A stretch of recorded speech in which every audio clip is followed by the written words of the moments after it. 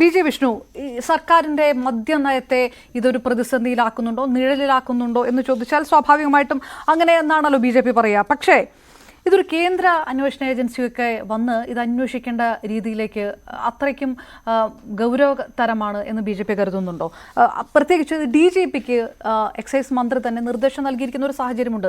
ഞങ്ങൾക്കൊന്നും പേടിക്കാനില്ല, ഇതിൽ ഇങ്ങനെ ഒരു ശബ്ദരേഖ ഉണ്ടെങ്കിൽ അത് അന്വേഷണം നടക്കട്ടെ, അത് വ്യാജ പ്രചാരണമാണെന്ന് ഉറപ്പു പറയുന്നത് ഈ അന്വേഷണം ആവശ്യപ്പെട്ടതിന് ശേഷമാണ് എന്ന് സർക്കാർ പറയുന്നു, മന്ത്രി പറയുന്നു, പാർട്ടി സംസ്ഥാന സെക്രട്ടറി പറയുന്നു.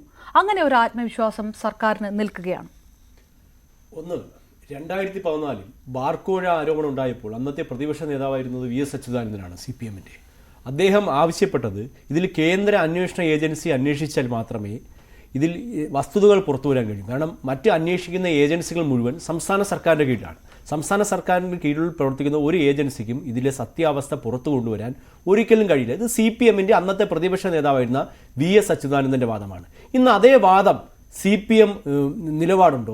അതേ വാദത്തിൽ അവർ ഉയർച്ചു നിൽക്കുന്നുണ്ടോ? കാരണം ബാറുകൾ എന്ന് പറയുന്നത് കേരളത്തിലെ സർക്കാരിനെ താങ്ങി നിർത്തുന്നത് മാത്രമല്ല, CPM-ന്റെയും നേതാക്കന്മാരുടെയും കൂടി പോക്കറ്റിലേക്ക് എത്തുന്ന കോടികളുടെ വരുമാനമാണ് ബാറുകളിൽ നിന്നുണ്ടാകുന്നത്. ഈ സർക്കാർ അധികാരത്തിലെത്തിയ നാൾ മുതൽ കേരളത്തിലെ ബാർ മുതലാളിമാർ പുതിയൊരു നയം രൂപീകരിക്കണമെന്ന ആവശ്യവുമായി പലപ്പോഴും മുന്നോട്ട് വന്നിട്ടുണ്ടെങ്കിലും ഇടയ്ക്ക് വെച്ച് ചില എതിർപ്പുകൾ ഉയർന്നതുകൂടി സർക്കാർ മാറുകയായിരുന്നു. ഈ സർക്കാർ തിരഞ്ഞെടുപ്പ് കാലത്ത് പറഞ്ഞ എന്താണ്? ഞങ്ങൾ തുറക്കാൻ പോകുന്നത് സ്കൂളുകളാണ്, ബാറുകളല്ല.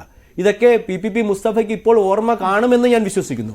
അങ്ങനെ കേരളത്തിൽ അധികാരത്തിലെത്തിയ നാൾ മുതൽ ഒളിഞ്ഞും തെളിഞ്ഞും കൂടുതൽ ബാറുകൾ അനുവദിക്കാൻ വേണ്ടി കിണഞ്ഞ പരിശ്രമം തന്നെയാണ് CPM-ഉം കേരളത്തിലെ മുഖ്യമന്ത്രിയുമൊക്കെ ശ്രമിച്ചുകൊണ്ടിരിക്കുന്നത്.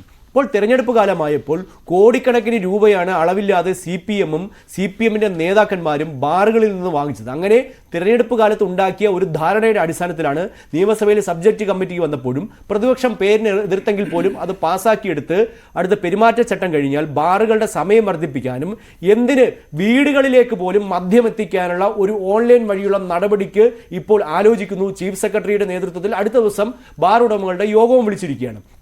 കാരണം കേരളത്തെ മുഴുവൻ മദ്യത്തിൽ താഴ്ത്തിക്കൊണ്ട് കേരളത്തിൽ CPM-ന് എടുത്ത കോടികൾ തിരിച്ചു പിടിക്കുക എന്ന് പറയുന്നത് ഇവിടുത്തെ ബാർ മുതലാളിമാരുടെ ഏറ്റവും പ്രധാനപ്പെട്ട ആവശ്യം തന്നെയാണ്. അതിന് CPM പച്ചക്കൊടി നൽകിയിരിക്കുന്നു. അതോടൊപ്പം വീണ്ടും അതിനോടൊപ്പം വലിയൊരു പണപ്പിരിവും നടത്താം ഇതിൻ്റെ പേരിൽ എന്നുള്ളത് CPM-ഉം മുഖ്യമന്ത്രിയും അറിഞ്ഞുകൊണ്ട് തന്നെ നടത്തുന്നതാണ്. അല്ലാതെ ഒരു ദിവസം ഒരു നേതാവ് എന്ന് വെറുതെ വാട്സപ്പ് ഗ്രൂപ്പിൽ പറയില്ലല്ലോ, പണം കൊടുത്തില്ലെങ്കിൽ കുഴപ്പമാകുമെന്ന് അദ്ദേഹം വളരെ കൃത്യമായി പറയുന്നുണ്ട്. അദ്ദേഹത്തെ ഇപ്പോൾ സസ്പെൻഡ് ചെയ്തിരിക്കുന്നതൊക്കെ ഇത് സർക്കാരുമായി ചേർന്നുള്ള നല്ല ഒന്നാം തരം നാടകങ്ങളാണ്. ഇവരെല്ലാം ബാർ മുതലാളിമാരാണ്. ഇവർക്കെല്ലാവർക്കും സർക്കാരിനെ പിണക്കിക്കൊണ്ട് ഒരു ഇഞ്ച് പോലും മുന്നോട്ട് പോകാൻ കഴിയില്ല. അവർ ചോദിക്കുന്ന പണമെല്ലാം അവർ കൃത്യമായി അവരുടെ പോക്കറ്റിലേക്കും പാർട്ടിയുടെ ഖജനാവിലേക്കും കൃത്യമായി എത്തിച്ചു കൊടുക്കുന്നുണ്ട്. അതിൻ്റെ പ്രതിഫലമാണ്. ഇനി നോക്കാം, ഓൺലൈൻ മദ്യം കോവിഡ് കാലത്ത് പോലും കോവിഡിൻ്റെ പ്രതിസന്ധിയെ മാറ്റിവെച്ചുകൊണ്ട് ആ പ്രതിസന്ധിയെ മുതലെടുത്തുകൊണ്ട് സർക്കാർ ശ്രമിച്ചു. അന്നത് നടന്നില്ല എന്നുണ്ടെങ്കിൽ ഇപ്പോൾ ഈ നയവുമായി ബന്ധപ്പെട്ട് വീടുകളിൽ വീണ്ടും മദ്യം എത്തിക്കാനും ഈ പറഞ്ഞതുപോലെ IT പാർക്കുകളിൽ തുറക്കാനും പോവുകയാണ്. കാരണം കോടികളാണ് സർക്കാരിലേക്ക് മാത്രമല്ല CPM-ലേക്കും വരാൻ പോകുന്നത്. കേരളത്തിൽ സ്വകാര്യ മേഖലയിൽ പോലും ബിവറേജസുകൾ അനുവദിക്കുന്ന തരത്തിലുള്ള പല ആലോചനകളും ഇപ്പോൾ സർക്കാരിലുണ്ട്. ഇത് വാക്ക് പറഞ്ഞുകൊണ്ട് CPM-ഉം മുഖ്യമന്ത്രിയുടെ അറിവോടുകൂടി എക്സൈസ് വകുപ്പും കോടിക്കണക്കിന് രൂപയാണ് ബാർ മുതലാളിമാരിൽ നിന്ന് കൈപ്പറ്റിയിട്ടുള്ളത്. അതുകൊണ്ട് അന്വേഷണമൊക്കെ നടത്താനെന്ന് പറഞ്ഞെങ്കിൽ പോലും എക്സൈസ് മന്ത്രിക്കോ മുഖ്യമന്ത്രിക്കോ അത്ര പെട്ടെന്നൊന്നും ഇതിൽ നിന്ന് തലയൂരി മാറ്റാൻ പറ്റില്ല. കാരണം തലയൂരി മാറ്റുമ്പോൾ കൂടുതൽ വലിയ ഞെട്ടലുളവാക്കുന്ന വെളിപ്പെടുത്തൽ ഉണ്ടാവുമെന്ന് അവർക്കറിയാം. അപ്പോൾ ഒരു ചെറിയൊരു അന്വേഷണം നടത്തി KM മാണിയുടെ കാലത്ത് ഒരു ക്വിക്ക് വെരിഫിക്കേഷൻ ഒക്കെ നടത്തിയതുപോലെ ഒരു ചെറിയൊരു അന്വേഷണം സർക്കാരിന് കീഴിൽ നടത്തി ഇതിനെ ഒന്ന് തണുപ്പിച്ചതിന് ശേഷം വീണ്ടും അതിശക്തമായി ഈ മദ്യനയം കൊണ്ടുവരാനാണ് ശ്രമിക്കുന്നത്. ഡൽഹിയിലേതും സമാനമായ അഴിമതിയാണ് ഇവിടെയും നടന്നിട്ടുള്ളത് എന്നുള്ള കാര്യത്തിൽ ഒരു സംശയവുമില്ല.